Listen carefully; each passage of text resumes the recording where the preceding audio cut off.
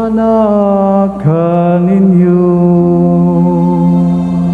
Maana usab kanimo. Pagbasagikan sa santos nga ebanghelyo sumala ni Mateo. Himayaon ikaw, O Ginoo.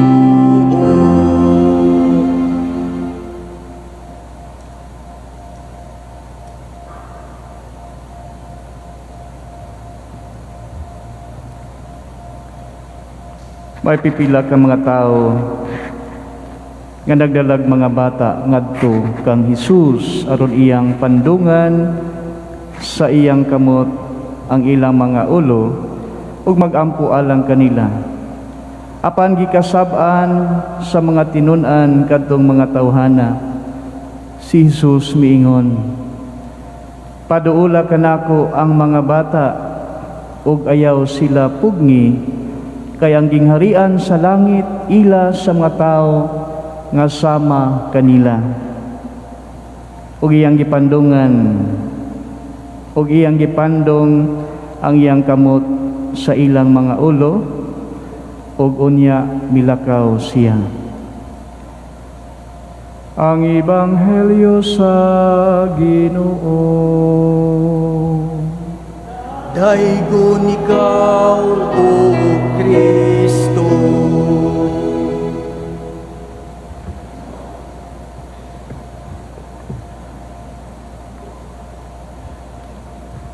Maayong buntag. Good morning kanatong tanan. Pagibati sa inyong tapat ing na good morning. God bless you. Palakpakan nato ang Dios, mga igsoon. Mga igsoon, sa atong ebanghelyo, ang usa sa mga bida nga gisgutan sa atong ebanghelyo karon ang mahitungod sa mga bata, no? Siguro wala ka nato dinhi ang dili ganahan og mga bata. Kinsa may dili ganahan dinhi mga bata. So daghan ka nato ang ganahan og mga bata. Ngano nga ganahan man ta sa mga bata? Ganahan ta sa mga bata kay kini manggon ng mga bata usahay makatabang, makahatag ka natong kalipay, no? Makawala sa atong mga stress, labi na kon makita nato bisan sa ilang pagkasiaw, no? Sa ilang pagkabata, malipay gyud ta nila. Ngano man sad, no? Labi na kung ang mga bata manggod kung atong tan-awon ang ilang panagway malaanghel, no? Mao na nga malipay gyud ka magsudong nila. Sama sa akong classmate, ingon siya, classmate ako sa high school, "Father, pagkanindot kayo kung ano day bata, sayang wa kay bata, Father." Ngano man di ay, kay kanabitawng inig uli nako gikan sa opisina, "Father, bisan kapoy akong lawas, pagkakita sa akong gamay nga bata, mawala ang akong kakapoy." Ambot kong tinuod na sa mga adunay mga bata. Tinuod ba? Makawala kuno kakapoy ang mga bata. Labi na sa mga lulog, mga lula, no, mga apuhan. Aduna ko'y amigo, makita na gani ang iyang bata, ngayang apo, magsigi gyud siya katawa, malipay gyud siya, labi nag magsiniaw ang iyang apo, no? Kana iyang apo pagay andyo na pagka-joker. Makita na gani ang apo nga magjok-jok, no? Malipay gyud siya maayo, mawala daw kuno ang iyang mga kaguol. So ingana ang atong bation, no? Kung makakita kitang mga kabataan, mga bata, mga igsoon, ang atong Ginoo mahilig usab sa mga bata, ganahan siya sa mga bata. Gani sa atong ebanghelyo karon, adunay mga tao nga buot magdala sa mga bata, gusto ipaduol niya ang mga bata ngadto kang Hesus, kay gusto nila nga i-bless niya ang mga bata. Apan kining iya mga tinun-an siguro gisamukan. Gikasab-an katong mga tao, ayaw paduula ka ng mga bata kang Hesus, kaya daghang mga tao dito na sila. Pero sa dihang nakita ni Hesus, unsa may giingon sa atong Ginoo, ayaw pugni ninyo ang mga bata nga moduol kanako. Kay ang gingharian sa Dios, ang gingharian sa langit, matud pa ni Hesus, iya sa mga tao nga sama sa mga bata. Ang gingharian sa Dios, iya sa mga tao nga sama sa mga bata. While na malandong ko sa atong ebanghelyo karon mga igsoon, this caught my attention. Kining giingon ni Jesus nga ang gingharian kuno sa Dios, iya sa mga tao nga sama sa mga bata. Mangutana ta mga igsoon, unsa may buot ipasabot sa atong Ginoo nga ang gingharian sa Dios iya sa mga tao nga sama sa mga bata. Ang buot niya ipasabot mga igsoon nga didto kuno sa langit, kadtong mga tao nga nadidto, mga tao nga sama kuno sa mga bata, labi na sa ilang mga attitudes, no? Mauna nga kung atong tan-awon unsa man ang hiyas sa usa ka bata nga angay nato nga sundon para kita may sama sa mga tao nga tuwa sa langit nga adunay attitude sama niining mga bata.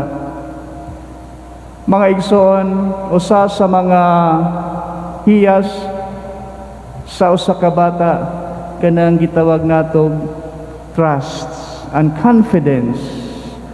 Ang iyang pagsalig labi na gayod diha sa iyang mga ginikanan. Di ba ang mga bata asa man sila nagsalig sa iyang mga ginikanan. Kanang mga bata kung tan-aw nimo, wa na good na sila magproblema. Kita mga ginikanan, kamo mga ginikanan, daghan mo nga problema moabot sa inyong panimalay. Pero ang mga bata dili na sila mag-mind, no? Kay ila na nang gisalig diha sa mga ginikanan kanang mga problema. Unsa may buhaton sa mga bata, magsigi lang na sila dola, no? Di na sila maproblema unsay kanon pagkaugma. Di na sila maproblema unsay ibayad sa mga bill sa inyong mga balay. Ang mga bata di na maproblema lugo magsige ra sila dola tungod kay kanang mga problema ilan ang gisalig diha kaninyo, no? Bahala na si mama o si papa, no? Ang ako dire basta ning salig ko nila. So ingana ang usa sa mga hiyas sa usa ka bata nga aduna siya'y pagsalig, iyang gisalig ang tanan, trust and confidence ngadto sa iyang mga ginikanan. Sa hinumdum ko adunay istorya, siguro nakadungog na mo ani nga istorya. Adunay usa ka bata, no? Sakay siya sa usa ka bus. Unya kining maong bus miagi sa kanabitang lisod nga dalan, paliko-liko nga dalan, kung musipyat ang driver, hulog yun sa pangpang. Nya kining bata, no? While nasa bus, bata lagi, no? Wala mura kasiaw si dagandagan, usay dagandagan, ya katong yang tapad nga babay nairita na kay lagi siya nagsige ampo sa Ginoo nga dili mahulog ang bus kay lisod lagi ang maong dalan. Pero kining bata, si Aw, sige lag panaghoy, tagoy-taghoy, kanta-kanta, mura bagwa mahadlok ba? Sumaw nang iyang giingnan kining bata, hoy, bata, ayog sini Aw kayo, tanawa ra gud ning atong giagyan, no? Makairita man sad ka, tanawa niyo kung sipyat driver ani hulog yun, tas ubos diri lingkod diri ay sigig si Aw siya, ay sigig dagan-dagan diha, ayaw sigig taghoy-taghoy. Wa baka mahadlok ba kung musipyat ang driver, mahulog ka dito sa ubos, mamatay tang tanan. Unsa po'y giingnan man lagi ang bata, wa baka mahadlok, mahulog ng atong sakyanan. Unsa po'y tubag sa bata, nganong mahadlok man ko, ang driver ako mang papa. So, Nakita niya nga wa siya mahadlok nga mahog ang sakyanan kay lagi ning salig man siya siyang papa, ang driver ang iyamang papa. Mga igsoon, unsa may buot nako ipaabot diha kaninyo nga sama kanato kita mga anak sa Dios, no? Ang atong Dios Amahan, mga atong Dios nga tuwa sa langit, mao na nga sama sa usa ka bata, mao sa punta kini ang makita dinhi kanato kanang gitawag nato nga full trust and confidence ngadto sa atong Amahan, no? Nga unta isip mga anak sa Dios, kita usab makita diha kanato nga kita gayud mosalig ngadto sa atong Dios Amahan, no?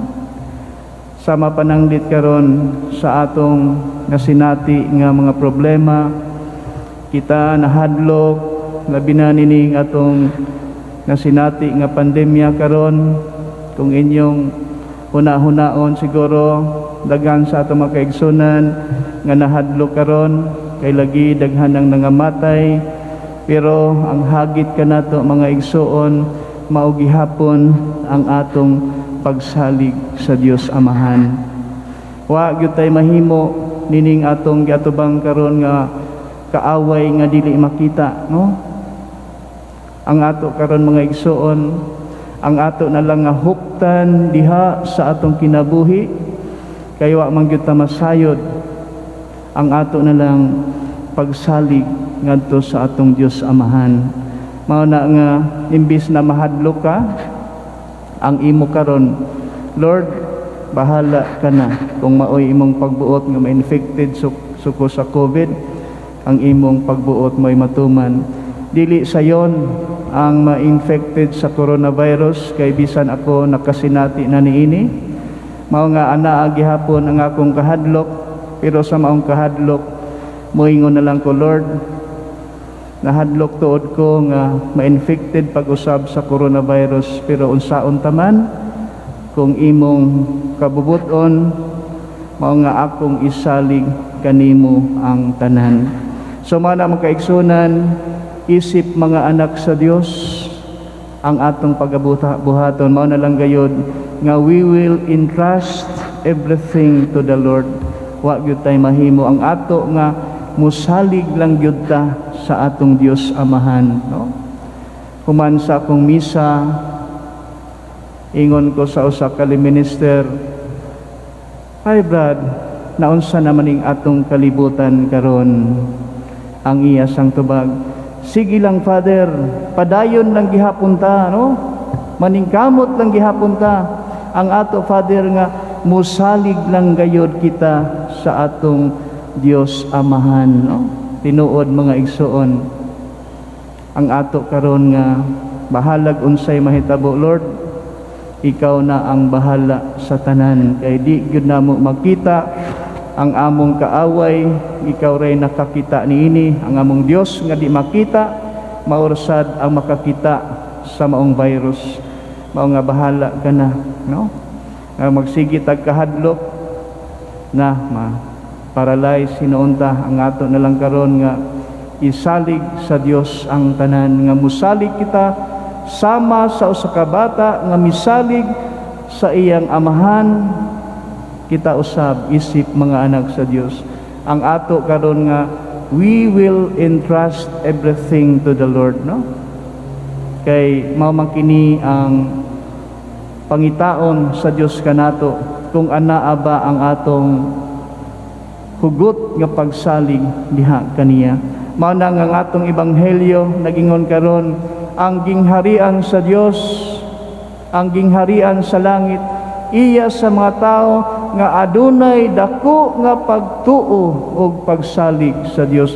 Iya sama sa mga bata nga adunay full trust and confidence ngadto sa iyang Dios Amahan. Amen. So mao kini ang grasya nga atong pangayoon sa Dios uban sa pangaliya sa atong mahal nga inhan, ang mahal nga Birhen sa Rigla, nga nining makahadlok nga atong nasinati karon ning pandemya. Tabangan ug hatagan ta sa grasya kung kulang man ang atong pagtuo, kung nahimo matang doubtful tungod sa mga problema ug nining atong mga nasinati karon, atong iampo sa Ginoo nga dugangan pa ang atong pagtuo ug pagsalig kaniya sama sa pagsalig sa usa ka bata ngadto sa iyang amahan. Amen. Palakpakan nato ang Dios. Manindog kitang tanan ug atong ipadayag ang atong pagtuo ngadto sa Dios. Nagatuo kami sa ka Dios, ang Amahan, ang bagahom sa tanan, magbubuhat sa langit ug sa yuta, sa tanang mangita ug dili makita. Nagatuo kami sa Espiritu Santo, yanak ni Maria nga Birhen, gisakit sug ni Poncio Pilato, gilansang sa krus, namatay og lubong, mikonsad sa mga minatay, sa tigto ka adlaw nabanhaw, misaka sa langit, nagalingkod sa to sa Dios nga Amahan nga magahom sa tanan, ikandid tumubalik siya ron paghukom sa mga buhi ug sa mga minatay. Nagatuo ako sa Espiritu Santo, sa Santa Iglesia Katolika, sa kambitan sa mga santos, sa kapasayloan sa mga sala, sa pagabanhaw sa lawas ug sa kinabuhing walay katapusan. Amen.